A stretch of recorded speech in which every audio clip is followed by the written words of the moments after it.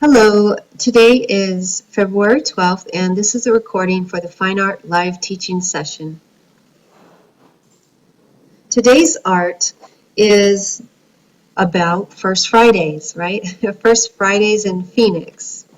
Some of you may have heard of First Fridays, and some of you may have attended a First Friday, but they take place on the first Friday of every month.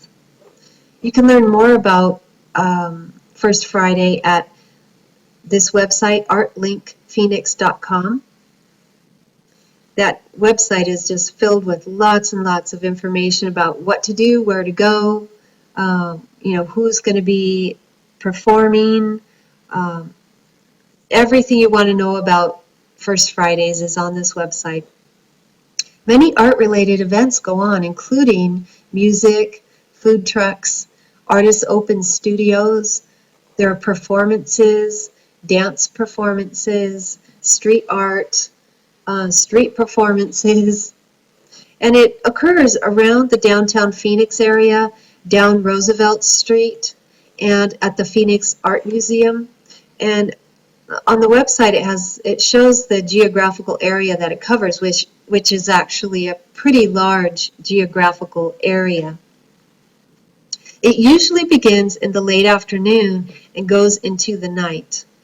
First Fridays are a lot of fun, and it is definitely a family event. You'll see lots of families coming out for it, and it's free to go down to the First Friday. It's free, which is great for families.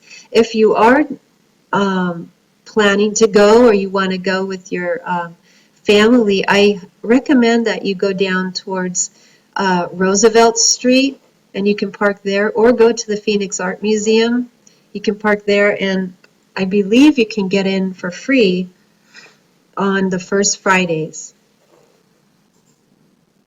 Okay, so today I'm going to do a short session on how do I draw shading with a pencil, and it's directly related to our art projects for the Unit 2 studio, because you're supposed to do the sculpture, of course, and you do a chiaroscuro drawing of your sculpture. And a lot of students have a difficulty creating shadows with a pencil drawing.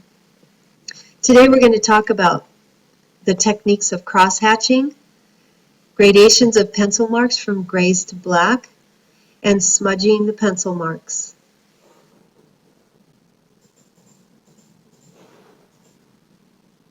So this is a simple exercise to practice shading techniques with a pencil. So what I want you to do is get a piece of paper, get a pencil, get your eraser, or if you have an eraser, that's fine, get your eraser out. And what you're going to do is draw 3 circles on a paper. In the first circle, you're going to practice your hatch marks, like in this one. In the second circle, you're going to practice general shading, like in this circle. In the third circle, you're going to practice shading and smudging, which is this example right here. For the cross-hatching, experiment with different types of marks and different ways of overlapping them. Try to vary the length of the marks and the pressure you put on the pencil as you make the marks. And also see how dense you can make the cross-hatching to form the shadows. So you can see here I've done a lighter pressure. These hatch marks up here are lighter than these hatch marks here. I used a lot more pressure on these hatch marks. Now you're going to want to make the edge of your circle will be the darkest shadow, coming lighter and lighter and lighter towards the center of the circle. That will give the illusion of a ball in the light. So you'd have the illusion of a light right over the top of the ball, with the center being lit and then the shadow moving out to the darkest edges of the ball. So use your cross hatching, a very sharp pencil. Mechanical pencil works very good for cross hatching because you can get very sharp little edges and go in and fill up every little area with the cross hatching. For the general shading, this technique, you tilt your pencil sideways so the whitest section of the pencil marks your paper.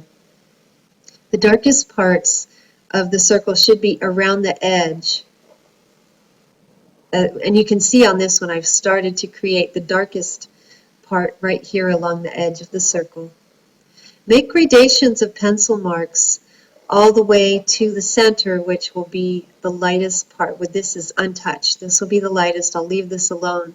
And then I'll just add more dark gradations, pencil marks in this area.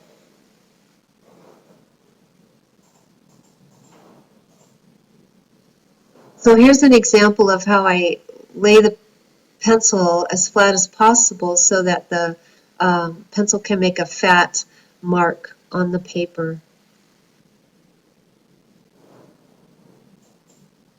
The smudge shading, you're going to use a soft cloth or a scrunched up paper towel. So you wrap the paper towel around or the soft cloth around your finger and you smudge the pencil marks. Continue to lay down pencil marks and then smudge them and then lay down more pencil marks and then smudge them, and that will give you darker shadows. So you can see here I started the smudging here, and this part I've added some extra pencil marks and then smudged again. So here's an example. I used a scrunched up paper towel to soften it up, and then I just wrapped it around my finger, and then I went in and smudged the pencil marks, and it gives us sort of a cloudy look to it. It's a nice way to make clouds in a drawing also, using the smudging technique. But for our purposes, we're going to smudge the entire circle and lay down more pencil marks in the darkest areas. So try to get your gradations again along the outside and getting lighter and lighter as you move towards the center.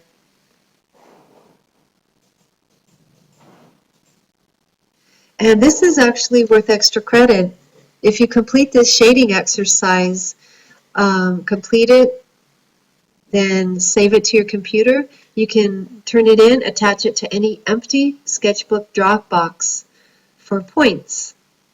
I'd love to see your how your shading is coming along, and then that might help you to do a better job at shading other forms like the human face or other objects. Next, once you do this assignment, or this extra credit assignment, you could move on to another object that's a little more complicated, like maybe a vase, shading a vase, seeing if you could apply the same techniques to creating shadow on a vase. Okay, so what do you do if you finish Unit 2 early, if you're already done? And I hope all of you wrapping up your Unit 2 projects. You can begin reading in Unit 3.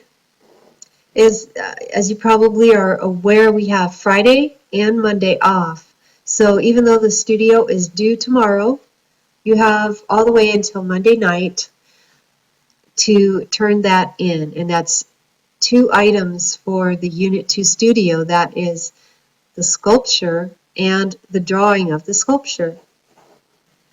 So then what we have on the calendar for next week is Tuesday. When we come back to school, we will be beginning Unit 3. So we will begin talking about Unit 3 in our next live teaching session. I will also have some of student projects in the Student Art Gallery for our live teaching session on Wednesday the 19th. And that's everything I have for today. You have a great week, and let me know if you have any questions at all. Skype messaging, Twitter, Facebook, Kmail, or a phone call, or Instagram. Thanks.